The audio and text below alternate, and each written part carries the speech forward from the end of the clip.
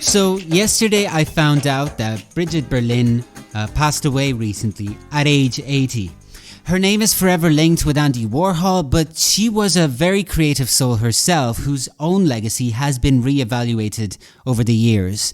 An article on Art News about her passing states that she was, for instance, an innovator in the use of Polaroid cameras within an artistic context, especially with her own self-portraits. And I quote, "At the time, Polaroid photography was itself a novel invention, and Berlin was determined to push the medium to its limits, creating self-portraits through the technique of double exposure."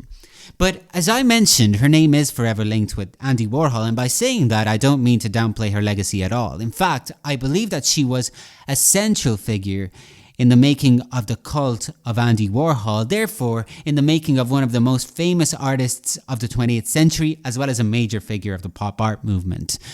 And here is why. So Berlin was part of Warhol's Superstars, which is a term used to define a group of New York City personalities promoted by Warhol throughout the 60s and the 70s.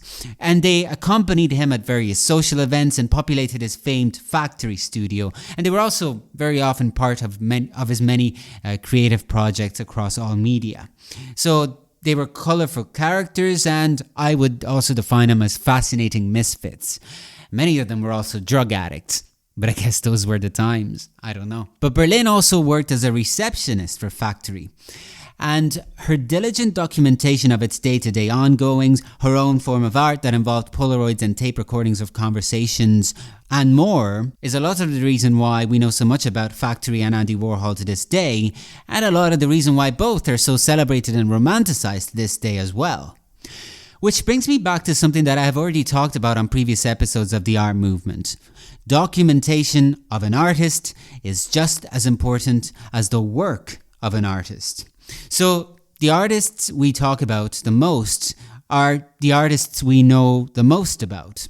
Warhol himself knew that. And I'm not alone in saying that just as remarkable as he was as an artist, he was also remarkable in self-promotion. And a lot of it, that self-promotion, relied on documentation of whatever was happening in his work process, but also in everything around him. And I guess that's also why he knew well to trust Berlin, who was an artist herself, with the documentation of his activities and his world at large.